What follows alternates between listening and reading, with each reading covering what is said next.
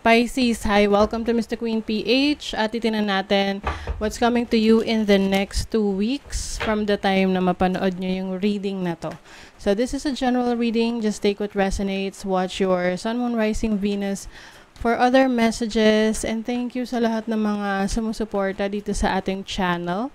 Just a reminder, gamitin nyo lamang ang reading na to bilang gabay, pa-follow, like na rin ating Facebook at TikTok, lahat po yan Mr. Queen PH.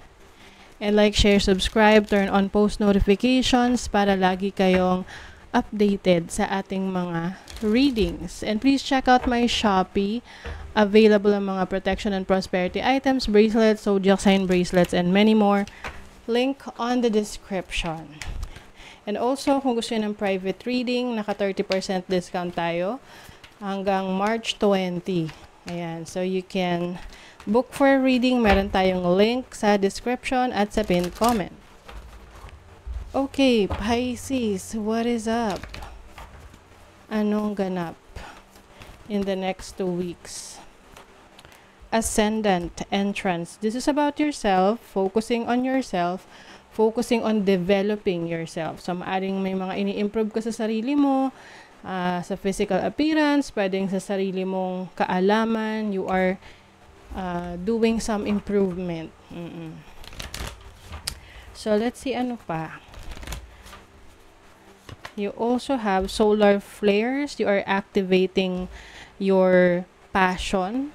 Ina-activate mo ang iyong pagiging creative. Maaring may mga projects ka na sisimulan in the next 2 weeks.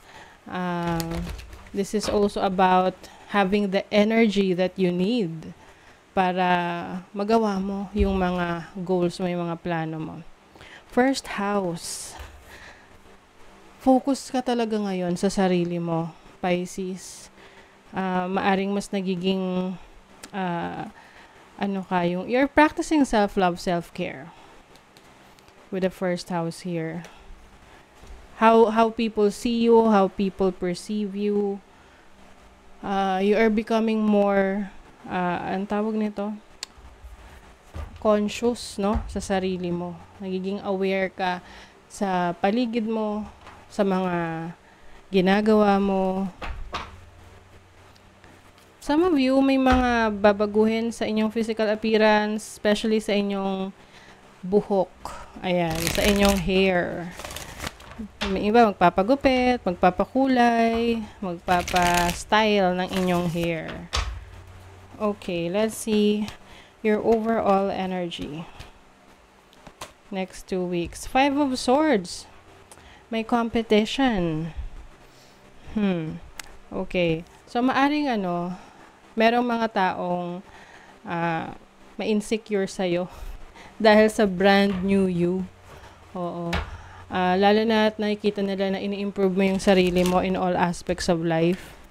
Ni-improve mo yung trabaho mo, yung performance mo sa trabaho mo, sa business mo, physical appearance.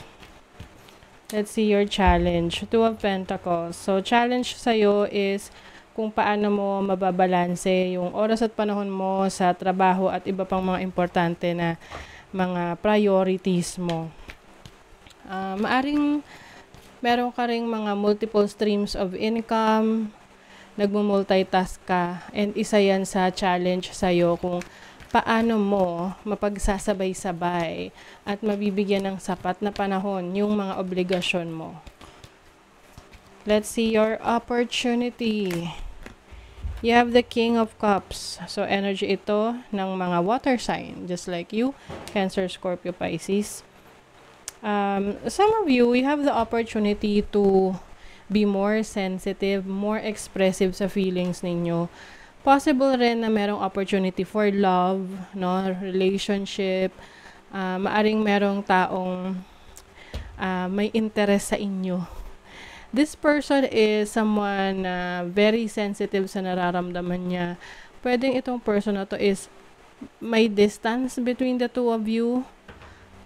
Pwedeng mahiyain siya, hindi siya makapag-express ng nararamdaman niya, pero nag-uumapaw yung feelings towards this person. Oo. Or towards you. Pwedeng ikaw kasi yung may feeling sa person na to or the other person. And the King of Cups is also someone na very creative. So, maaring merong mga creative opportunities ka rin na gagawin in the next 2 weeks. So, let's see your blessing. The blessing is the Knight of Cups. Okay, merong love offer. Isa yan sa blessing ninyo. And itong person na darating sa buhay nyo, especially if you are single, ay someone na very caring, no? Mapagmahal talaga siya, maasikaso. And seryoso.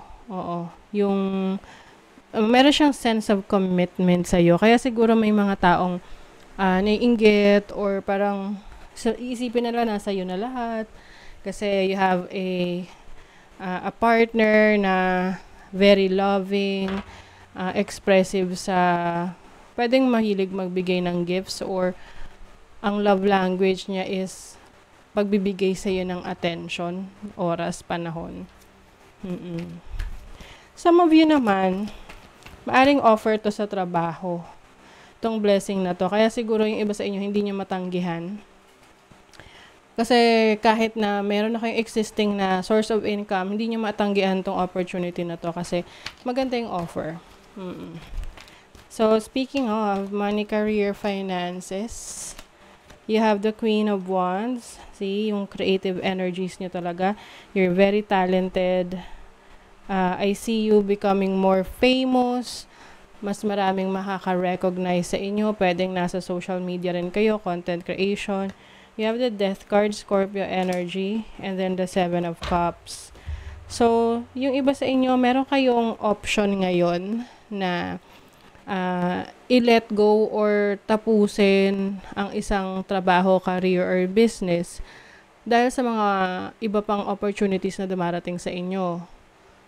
Yung iba nako-confuse, okay? Kasi minsan, pag may dumating na bago, akala natin, kailangan na nating i-let go yung luma. Oo. So, kung functional pa naman siya, meron pang benepisyo sa'yo, no? Yung trabaho na yon, hindi naman siya nakakaabala, hindi naman siya toxic, then, maaring pagsasabayin mo. Oo.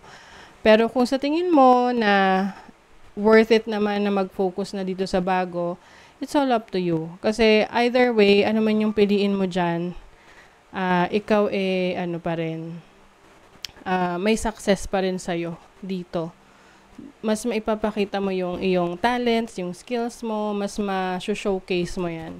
Okay? So, sa love life naman, let's see, love life. You have the Justice card. So, yung iba sa inyo, ang kadil ay isang Libra or isang Earth sign, Taurus, Virgo, Capricorn. Six of Wands. Wow. Very successful talaga ang love life para sa inyo. Some of you are dealing with a romantic partner na stable na sa buhay. Yung tipong kayang-kayang mag-provide para sa'yo. Kumbaga, kaya nga may option ka na, umasa sa person mo or pwede ka ring mas maging independent. Nasa sa'yo yun. Kaya siguro yung iba, may namumuong inggit dahil feeling nga nila, meron kang, nakuha mo yung magagandang opportunities sa career, sa love. So talagang parang inisip nila, wow, ang swerte naman ni Pisces, ganon. So very much love ka ng iyong person. If you are single naman, if you are single, merong maraming may crush, may interest sa inyo. I also see someone na na-impress sa'yo yung boss mo. Mind. You are the master of your inner world and you decide how the outer world affects you. Cultivate a calm inner state. Yes. So, importante pa rin daw na may panahon ka for peace and quiet and meditation para, meron kang, peace of mind. And that's your way to release stress, negative energies. Kindness. What if being kind to yourself really could change everything? Yes. Mas magiging kind ka sa sarili mo.